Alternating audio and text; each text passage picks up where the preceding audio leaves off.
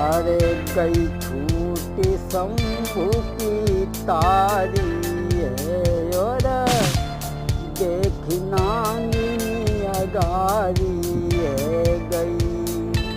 गई छूटी शंभू की तारी है और नागिनी देखी अगारी है। भोला से गिरा सुनाई है तब। तो भोले बाबा की समाधि टूटी तो नागिनी सामने खड़ी थी। भोले बाबा की आंखें एकदम स्वर्ग लाल। नागिनी कांपने लगी, चलने लगी। क्या बात, मैं तो तुम्हारी पूजा कर रही हूँ, चरणों की जाती हूँ। भोले बाबा कहने लगे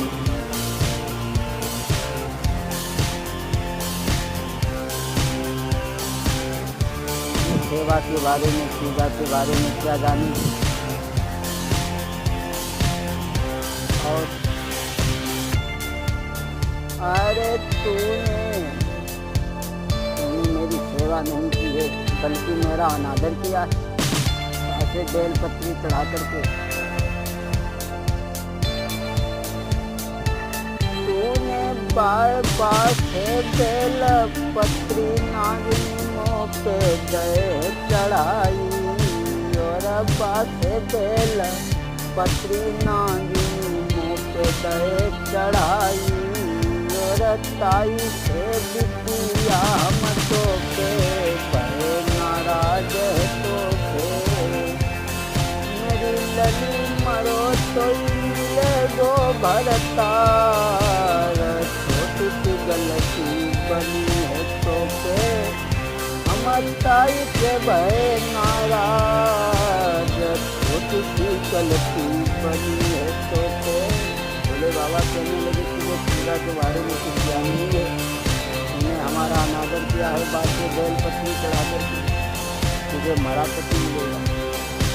नानी कहने लगी है जो तुमने दिया वो मुझे संस्कार, मेरे जिंदगी के सब अरमान भूल हो गए।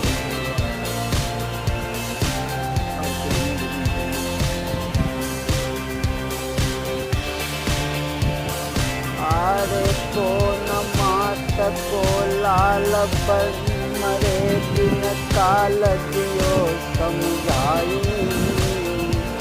लगी कौन माता लाल जो बिना काल के मर जाएगा। दिया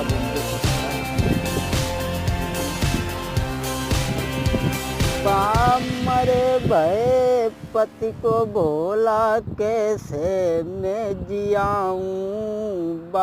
मरे भय पति को मैं भोला कैसे अरे जियाऊं। कौन सी बूटी पिलाऊं रे जब पति में जिंदा कर पाऊं। महाराज के भोला कहन लगे समझ आई। दिल में धरिए धीर नागिनी भोले समझ आई। तू दिल में धरिए धीर। कहने लगी कौन सी माँ का लाल जो बिना काल के मर जाएगा और मैं कैसे जियाऊंगी। जो तुमने दिया वो मुझे स्वीकार है, लेकिन सुनी शंकर की बात भरे जल नैन गिरा उच्चारी। और बार बार शंकर के चरण में रही है शीश झुकाई। और मेरी खबर तुम ले हुए देवपति भोला। और कैसे मरे भय पति को हम जिंदा ले बनाई। कहने लगी मैं मरे भय पति को कैसे जियाऊंगी, बता दो मुझे। भोले बाबा कहने लगे बेटी, जो हसनापुर के महाराज पांडु हैं उनका पुत्र भीम, वो तुम्हारा पति बनेगा। और तुम्हारी सास अरे कुंती है सास तुम्हारी, अरे कुंती है सास तुम्हारी, और बाने भान बुलाई ले कुंवारी।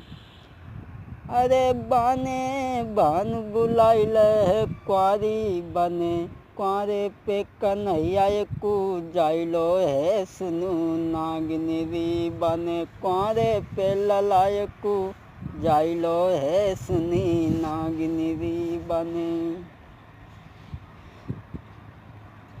ओ मिन्नी गजब हुई गो भारी, ओ विनय गजब हुई गो भारी, गजब हुई गो भारी। तोनी की बदरिया छाई रही है तेरी सासली में।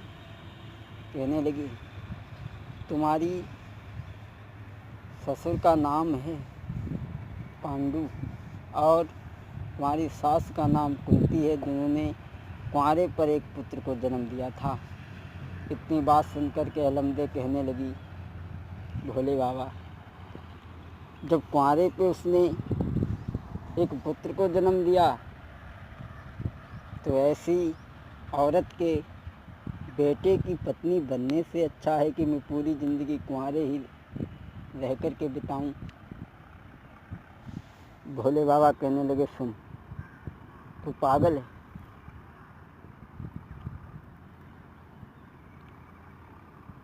शायद तुझे नहीं मालूम,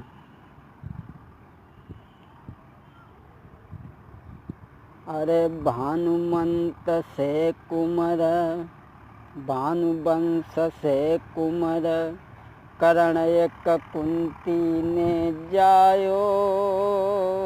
बेटी भानुमंत से कुमर, करण एक कुंती ने जायो। बाई दो गंगा में बहाई ब्याई, तब पंड भूप लायो। अरे उमरी थी कुंती की बारी,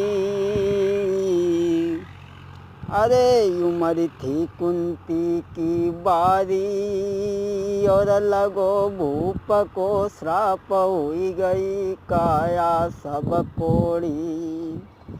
कहने लगे उस पुत्र को गंगा में बहा दिया और पंड भूप से विवाह करके ले आते हैं, लेकिन राजा को श्राप लग गया। बताया तो ये जाता है कि एक दिन महाराज पंड शिकार खेलने के लिए गए, जंगल में हिरन हिरनी मैथुन कर रहे थे। राजा ने हिरन के बाण मारा, हिरन ख़त्म हो गया। तब हिरनी ने श्राप दे दिया, मैं अपने पति से मिल रही थी लेकिन तूने मेरे पति को मार दिया। तू भी जब अपनी पत्नी के सेजों पर चढ़ा गया उसी समय तेरी मृत्यु हो जाएगी। ये श्राप दिया था। राजा पंड को ये श्राप लग गया। वो अरे कही रही कुंती तब बानी, और आज्ञा तेरी होई बंसु में त्यारो देई चलाई। अरे कही रही कुंती तब बानी, आज्ञा तेरी होई बंसु त्यारो में चलवाऊं। सलाह जब उन से लई लई है। जब कुंती ने कहा है कि मैं तुम्हारा वंश चलवाऊं अगर तुम्हारी आज्ञा हो, तो जिस समय आज्ञा मिली है, अरे के कुंती ने धर्म बुलाई ले, करी रति उन के संग में युधिष्ठिर जाइलो है। फेरी पवन बुलबाइलो है, और तासे जन्मो भीम सुनो आगे बतलावे। अरे फेरी इंदुर बुलबाइलो है रे, फेरी इंदुर बुलबाइलो है, और ताको जन्मो अर्जुन जो जग को विजय करैया। फेरी इंदुर बुलबाइलो है, ताको जन्मो अर्जुन जो जग में विजय करैया। धर्मराज को बुलवाया, उससे युधिष्ठिर का जन्म हुआ। और पवन देव को बुलाया, जिससे भीम हुए। और तिब्बत के राजा इंद्र को बुलाया, जिससे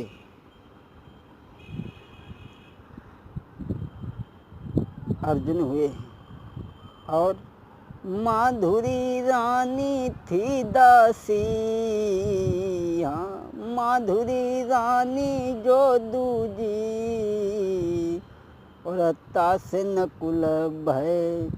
जब ये 3 पुत्र हो चुके हैं कुंती के द्वारा, तो दूसरी रानी माधुरी कहने लगी, बहन मुझे भी कोई मंत्र दे दो, जिससे, क्योंकि तुमने दुर्वासा से मंत्र लिया है, मुझे भी मंत्र दे दो, उससे मेरे भी एक पुत्र हो जाए।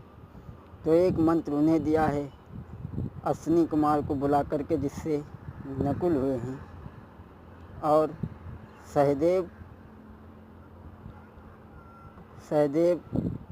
राजा पांडु के असली बिंद से हुआ था। दोस्तों,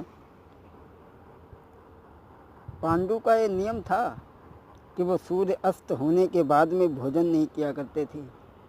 एक दिन सूर्य अस्त हो गए तो रानी सोचने लगी कि आज राजा भूखे ही सो जाएंगे, इसलिए कोई ऐसी रास्ता सोचो जिससे उन्हें भोजन करवाया जाए। तो रानी माधुरी कहने लगी, ठीक है, तुम भोजन लेकर के अटा पर चढ़ो और मैं अटा पर बाहर खड़ी रहूँगी, क्योंकि वो इतनी सुंदर थी जो उसके प्रकाश से दिन हो जाता था। आज भोजन लेकर के पहुँची है रानी माधुरी, अटा पे खड़ी है। राजा ने सोचा कि अभी तो दिन है, भोजन किया। और भोजन करने के बाद में राजा अपने दरबार में चले गए।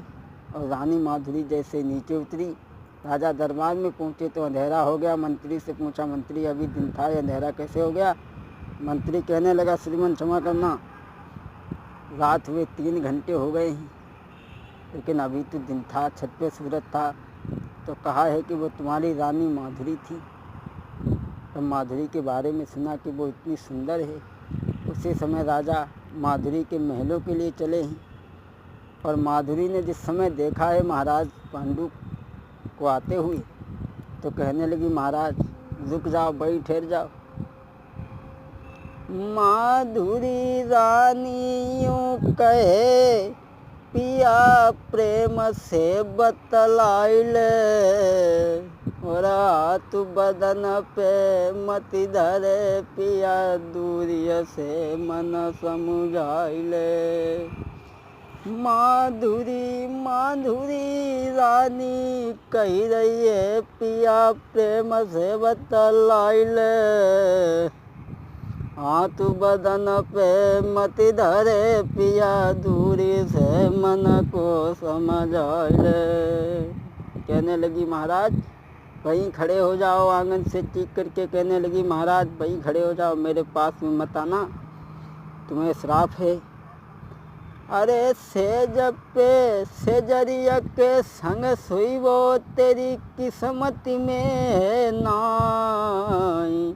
और जो सोई गो सेजन पे, तो तेरो होई अंत काल, जो सोई गो सेजन पे।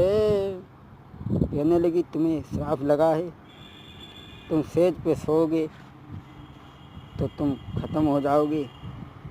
लेकिन राजा ने कोई बात नहीं मानी। राजा आगे बढ़े और